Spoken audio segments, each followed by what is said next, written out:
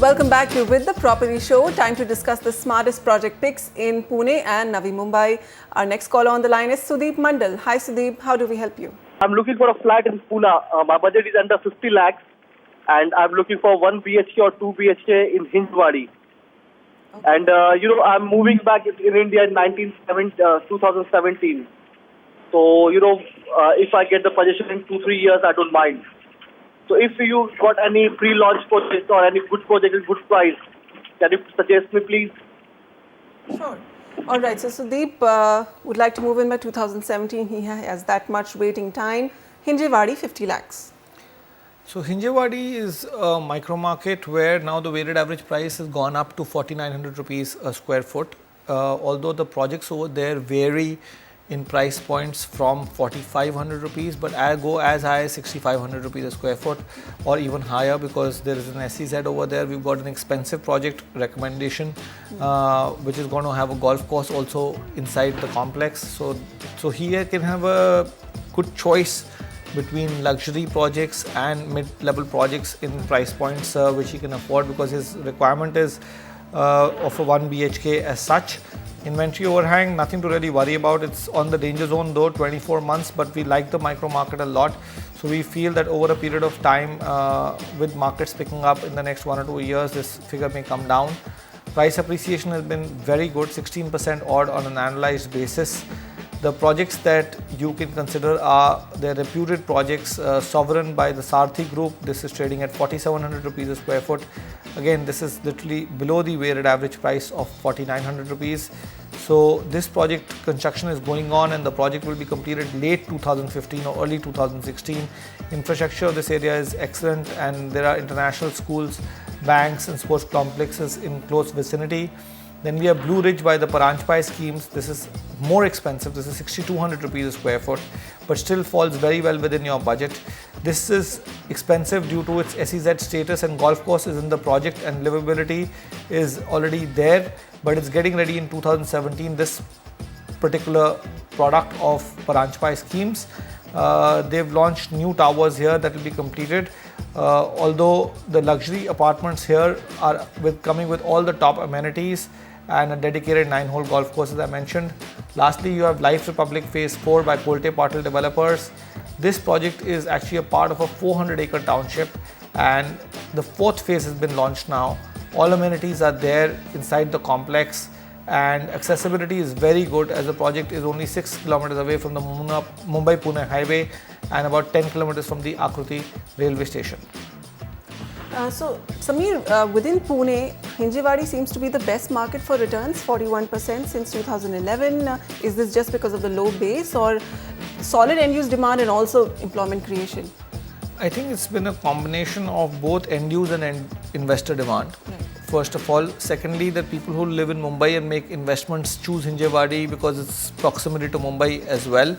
And lastly, Kharadi is also another area that has done very well, equally well because of it also being a good IT hub over there, the Eon IT park, and because of that there has been a lot of traction over there and that's emerged as a luxury market.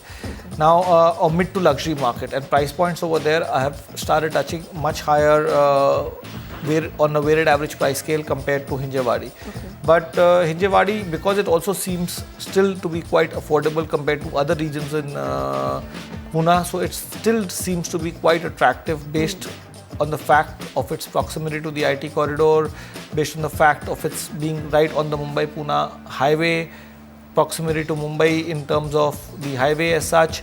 Also, I feel that this area is not going to have oversupply as such because this area has been being developed over a period of time.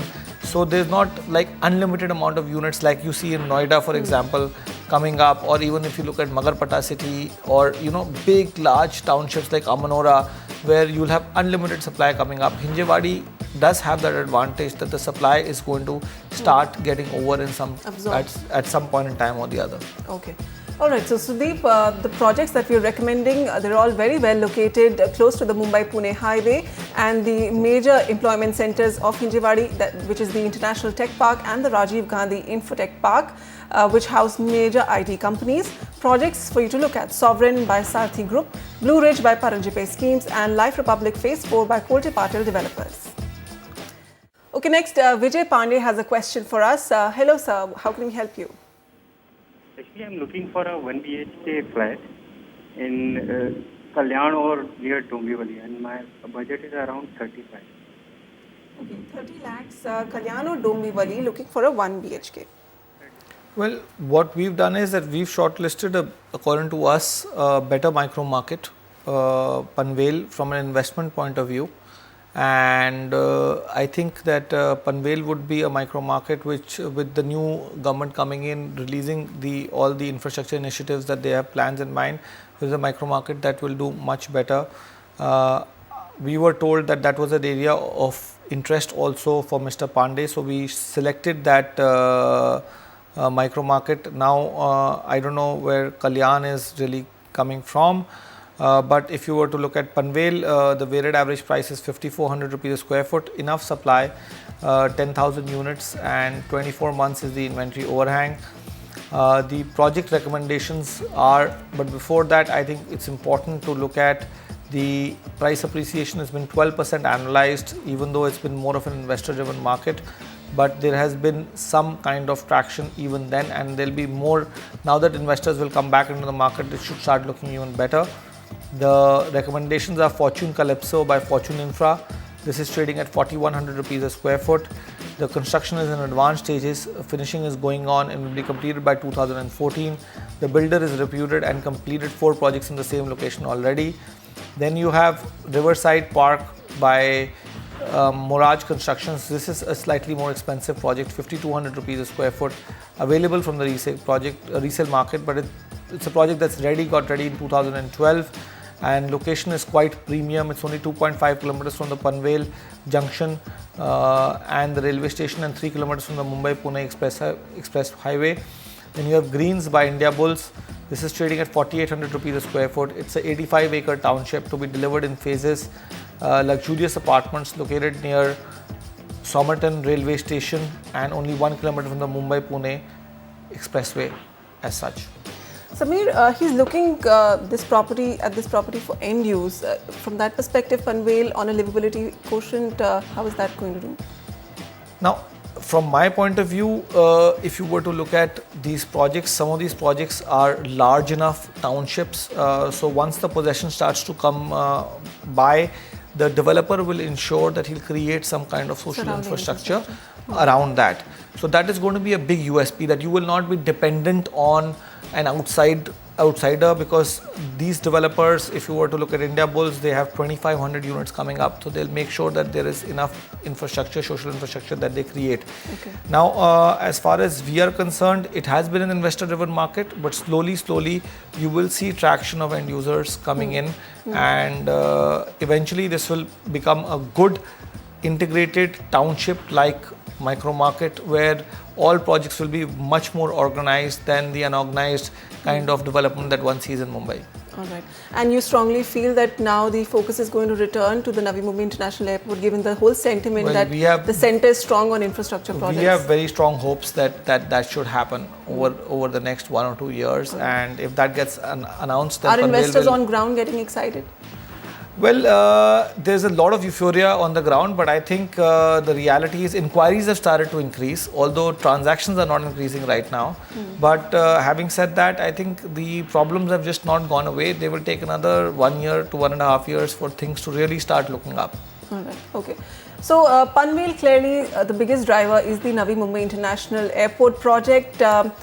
Facing some delays, but many expect that the centre's new thrust on completing infrastructure projects could bring the renewed fervour back into this market. The projects that we recommend: Fortune Calypso by Fortune Infra, Riverside Park by Moraj Constructions, and Greens by India Bulls.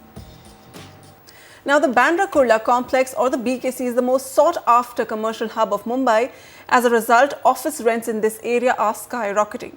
But that is bad news for the influential diamond bourses located in the BKC, which are struggling with the increasingly high rentals. In fact, if this continues, these diamond businesses may soon be moving out of Mumbai.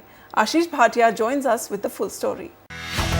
20 years ago, when the Mumbai Metropolitan Regional Development Authority, or MMRDA, offered a 20-acre land for a centralized diamond trading hub at the Bandra Kurla complex, Mumbai's diamond traders leaped at the chance. Historically operating out of South Mumbai's Opera House, these traders felt the need for more space that would enable them to adopt a more corporate style of running the business. The BKC definitely gave a much better option in terms of location, infrastructure and safety and security related aspects. So I think leaving South Mumbai and choosing BKC was a good move. The members of the Diamond Exporters Fraternity formed the Bharat Diamond Bourse, or BDB, to make an international trading center for gems and jewellery. From having 700 offices a year ago, today there are nearly 2,500 occupied offices, but the transition has not been without its share of problems. High rentals are becoming serious concern for these traders. In the last year itself, the prices have more than doubled, from 225 to 250 per square foot to up to 550 to 650 per square foot as per the authorized rates in BDB. Others are renting out at even 750 to 1000 per square foot. Ramesh Bhalani's family has been in the business for over 4 generations. He too had moved his company Ozone Diamonds out from Opera House to the BKC for better prospects. But now, he's contemplating shifting base to Surat. एक तो ये diamond hub है. It's a diamond hub, hence rates are more. Diamond related security is more. Demand that prevails supply is not matching up, and these factors add up to higher rentals. जो लोगों की requirement है उससे space कम है. High rentals are not the only problem. Take the case of Dharmanandan Diamonds for instance. The director of the group feels that his 11,000 square feet office is too small to be able to cater to his international clientele. He cannot see his 3,000 crore business being run solely out of the BDB. If I want to expand in BDB, I don't have space. You know, my neighbors will not sell to me, even if I will pay them high price. So that's a big issue. So right now my requirement, according to my business, I need at least around 50,000 square feet. You cannot have this much big space in the Bharat Diamond Bourse. Making matters worse is the Surat Diamond Bourse's move to survey the actual number of traders willing to shift base, as they chalk out the space requirement for traders from BDB. Traders spoke exclusively to NDTV about how Surat scores over Mumbai. Bharat diamond bourse में वो 60 to 70,000 square price है. In Mumbai, the property prices of BDP is 60 to 70,000 monthly rental, and the same thing in Surat is 8,000.